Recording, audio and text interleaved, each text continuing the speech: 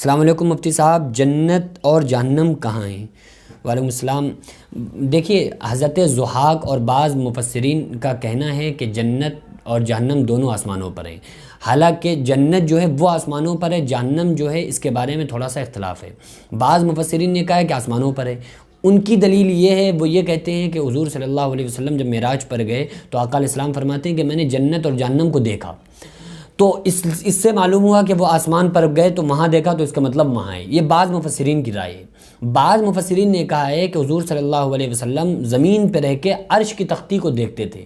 اس کا مطلب یہ نہیں ہے کہ عرش جو ہے وہ زمین کے اوپر ہے، اس کا مطلب یہی ہوگا کہ وہ زمین پر رہ کے عرش کو دیکھتے تھے۔ بعض مفسرین نے اس کی دلیل یوں دی ہے کہ قبر کے اندر مردہ جنت اور جہنم کو دیکھتا ہے، تو اس کا مطلب یہ نہیں ہے کہ وہ جنت اور جہنم اس کی قبر میں ہے، بلکہ یہ کہ اس کو دیکھتا ہے۔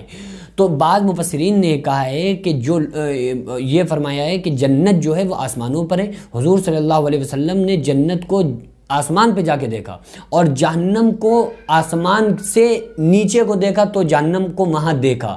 جہنم آسمان سے دیکھنا یہ دلالت اس پر نہیں کرتا ہے کہ حضور صلی اللہ علیہ وسلم نے آسمان پہ جہنم کو دیکھا۔ اس کا مطلب یہ نہیں کہ جہنم ہو وہاں، اس کا مطلب یہ ہو سکتا ہے کہ حضور صلی اللہ علیہ وسلم آسمان پر، لیکن حضور نے جہنم کو وہاں دیکھا، یعنی کہ وہاں سے جس طرح سے زمین پہ رہ کے آسمان کو دیکھا، آسمان کو دیکھتے ہیں، اس کا مطلب یہ نہیں ہے کہ آسمان زمین پر ہو۔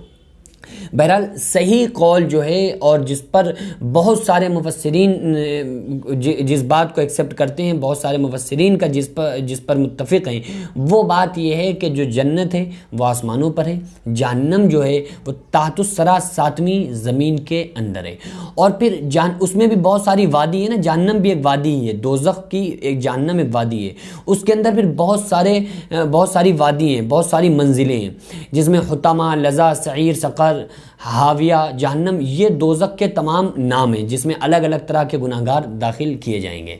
تو دعا اس بات کی کریں کہ ہم سارے لوگ اللہ تبارک و تعالیٰ سے کہ اللہ تبارک و تعالیٰ میں نیک عمل کرنے کی توفیق عطا فرمائے، تاکہ ہمارا جو ٹھکانہ ہو وہ جنت ہو، اور تمام لوگوں کو جہنم سے ہم سب کی حفاظت فرمائے۔